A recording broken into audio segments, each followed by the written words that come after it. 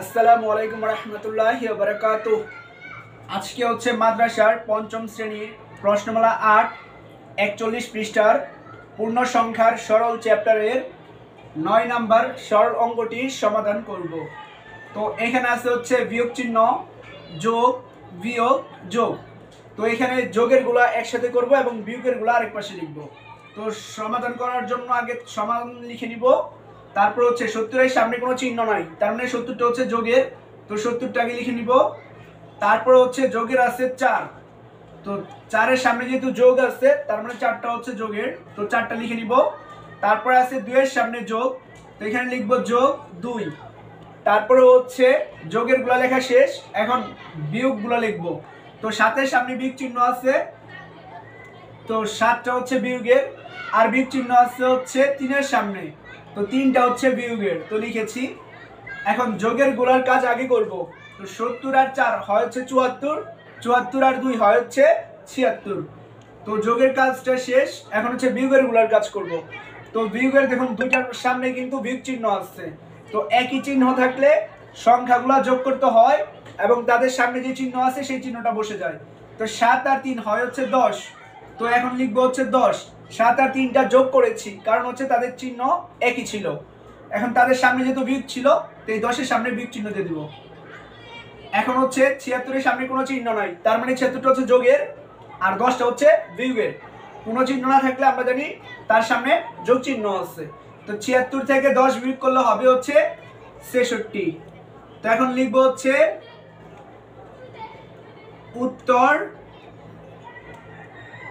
উত্তর হচ্ছে ৬৬।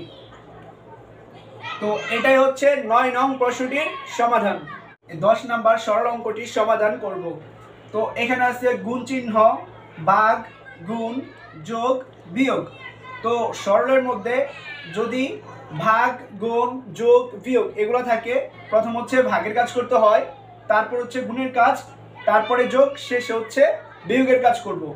তো ভাগ আছে হচ্ছে ২১ আর ৭-এর মাঝখানে, তো এই দুটার কাজ হচ্ছে প্রথমে করব, আর বাকি যা আছে তার নামাই দিব। তো প্রথমে এখানে ৪ ছিল ৪ লিখব, পরে গুণ ছিল গুণ লিখব। এখন এই ৭ দিয়ে কি করব, ২১কে ভাগ দিব। তো ৭-এর ঘরে নামটা পড়বো যাতে ২১ হয়। ৩ ৭-এ ২১, তো ৭ দিয়ে ২১কে ভাগ দিলে ভাগফল পাই হচ্ছে ৩। তো এখানে হচ্ছে ৩ লিখব, যেহেতু এর নিচে দাগ দিয়েছিলাম দাগটা মুছে দিচ্ছি। তো ৭ দিয়ে ২১কে ভাগ দিয়ে ভাগফল পাইছি ৩, এটুকুর কাজ শেষ। এখন হচ্ছে বাকি যা আছে বসাই দিব। পরে ছিল গুণ ২, তারপরে যোগ ১০, পরে ছিল বিয়োগ ১৫। এখন হচ্ছে এখানে কিন্তু গুণ আছে, তো এটাও গুণ আছে এটাও গুণ আছে, তো আমরা ইচ্ছা করলে একসাথেই গুণগুলো করে দিতে পারি। তো এখানে ৩ দিয়ে যদি ৪কে গুণ দেই তাহলে হয় ৩ ৪-এ ১২। যে ১২টা পাবো সেই ১২ দিয়ে আবার পাশে যে ২টা আছে সেই ২কে গুণ দিয়ে দিব, কারণ এখানে গুণ চিহ্ন ছিল। তো ৩ ৪-এ ১২, ১২ দিয়ে আবার ২কে গুণ দিলে ১২ দুগুণে ২৪। তো এখানে আমরা সরাসরি ২৪ লিখতে পারি। তো ২৪ লিখেছি, এই ৩টা গুণ দিয়ে আমরা ২৪ পেয়েছি। তারপরে এখানে বাকি যা আছে তা লিখে দিব, যোগ ১০, পরে ছিল বিয়োগ ১৫। এখন হচ্ছে প্রথমে যোগের কাজ করব, তারপরে হচ্ছে বিয়োগের কাজ করব। তো ২৪ আর ১০ যোগ করলে হয় হচ্ছে ৩৪, তো লিখে নিব ৩৪। তারপরে ছিল বিয়োগ ১৫, তো এখানে লিখব বিয়োগ ১৫। তারপর হচ্ছে সমান দিব। এখন ৩৪ থেকে ১৫ বিয়োগ করব। তো এই ৩৪টা হচ্ছে প্রথমে ছিল সেটাকে ধরবো উপরের সংখ্যা, আর ১৫টা দ্বিতীয়তে ছিল সেটাকে ধরবো নিচের সংখ্যা।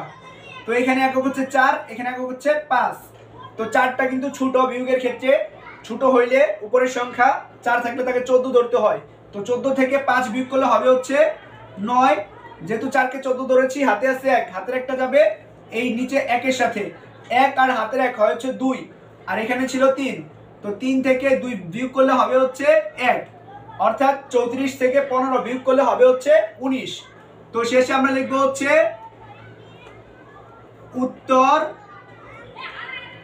১৯। তো এটাই হচ্ছে ১০ নং প্রশ্নটির সমাধান। এখন হচ্ছে ১১-র এই সরল অঙ্কটির সমাধান করব। তো এখানে আছে, এটা হচ্ছে ফার্স্ট ব্র্যাকেট, আর এখানে আছে হচ্ছে ফার্স্ট ব্র্যাকেট। তো প্রথম যে ফার্স্ট ব্র্যাকেটটা আছে এখানে হচ্ছে ছিল শুধুমাত্র বিয়োগ। তো এখানে এই ফার্স্ট ব্র্যাকেটের মধ্যে যোগ আর এর আছে, তো যেখানে এর আছে সেই কাজটা আগে করতে হবে। তো যেহেতু ব্র্যাকেট দুই সাইডে দুইটা ছিল, তো আমরা ইচ্ছা করলে এই ব্র্যাকেটের কাজটা আগে করতে পারি। তো এটা যেহেতু প্রথমে ছিল এটার কাজ কইরা, তারপর হচ্ছে এখানে যোগ আর এর ছিল, তো এর কাজটা করব। তো প্রথমে কি করব, এখানে হচ্ছে সমান চিহ্নটা দিয়ে নিব। এখন এখানে 16 থেকে 12 বিয়োগ করব। 16 থেকে 12 বিয়োগ করলে হয় হচ্ছে 4। তো এখন লিখবো হচ্ছে এখানে 4। যেহেতু 16 থেকে 12 বিয়োগ করেছি 4 পেয়েছি, তখন কিন্তু আর ব্র্যাকেটটা থাকবে না, কারণ এটুকুর কাজটা করা শেষ, তো ব্র্যাকেটেও চলে যাবে। তারপর হচ্ছে ব্র্যাকেটের বাইরে যা ছিল তাই লিখবো, গুণ 7, পরে ছিল যোগ। এখন হচ্ছে এখানে আছে যোগ আর এর, তো এর কাজ করব, যোগটা কিন্তু থেকে যাবে। যতক্ষণ পর্যন্ত চিহ্ন থাকবে ব্র্যাকেটের ভিতরে ততক্ষণ পর্যন্ত ব্র্যাকেটও থাকবে। তো ব্র্যাকেটটা হবে 4, তারপরে যোগ। এখন হচ্ছে এর কাজ করব, এর থাকলে বুঝতে হবে যে সেটা গুণ করতে হয়, এর আর গুণ একই কথা। তো যাই হোক 6 দিয়ে এখন 1 কে গুণ করব, 6 কে 6। তো এইটুকুর কাজ করা শেষ, তো শেষে ব্র্যাকেট ছিল, ব্র্যাকেটটা দিয়ে দিব। তারপরে হচ্ছে এখন ব্র্যাকেট যেহেতু আছে, তো ব্র্যাকেটের কাজটা আগে করব। ব্র্যাকেটের বাইরে কিন্তু গুণ ছিল, তাও কিন্তু আমরা গুণের কাজটা করতে পারবো না, কারণ আমরা জানি ব্র্যাকেটের কাজটা আগে করতে হয়। তো ব্র্যাকেটের বাইরে যা ছিল তাই লিখবো, 4 গুণ 7 যোগ। এখন 4 আর 6 যোগ করলে হয় হচ্ছে 10। তো 10টা লিখে ফেলেছি। তো 10টা যেহেতু লেখা হয়েছে, তো ব্র্যাকেট আর থাকবে না, কারণ এখানে 4 আর 6 তো যোগ করে 10 কিন্তু পাইছি, তো ব্র্যাকেটটা আর থাকবে না। এখন হচ্ছে এখানে ছিল গুণ আর যোগ, তো আগে হচ্ছে গুণের কাজ করব। তো 4 কে 7 দিয়ে গুণ দিব, 4 7 হয় হচ্ছে 28। তো এটুকুর কাজ করা শেষ। এখন হচ্ছে বাকি যা ছিল তাই বসাবো, যোগ 10। 28 আর 10 যোগ করলে হয় হচ্ছে 38। তো 38 লিখেছি। এখন শেষে লিখবো হচ্ছে উত্তর 38। তো এটাই হচ্ছে 11 নম্বর প্রশ্নটির সমাধান। এখন হচ্ছে এই 12 নম্বরের সরল অঙ্কটির সমাধান করব। তো এইখানে হচ্ছে ফার্স্ট ব্র্যাকেট আছে আর হচ্ছে সেকেন্ড ব্র্যাকেট আছে। প্রথমে হচ্ছে ফার্স্ট ব্র্যাকেটের কাজ করব, তারপর ফার্স্ট ব্র্যাকেট শেষ হয়ে গেলে সেকেন্ড ব্র্যাকেটের কাজ করব। যখন সেকেন্ড ব্র্যাকেটও শেষ হয়ে যাবে তখন হচ্ছে বাহিরের কাজগুলো করব। তাছাড়া বাহিরের যে কাজগুলো সেগুলো করতে পারবো না। তো প্রথমে হচ্ছে এই ফার্স্ট ব্র্যাকেটের এটুকুর কাজ করব, আর বাকি যা আছে তার নামাই দিব। তো 20 ছিল, 20টা লিখে দিব। পরে যোগ ছিল, সেকেন্ড ব্র্যাকেট এটা তো থাকবেই, পরে 20 বিয়োগ। এখন হচ্ছে ফার্স্ট ব্র্যাকেটের ভিতরে কিন্তু 6 যোগ 6, অর্থাৎ 6 আর 6 যোগ করতে হবে।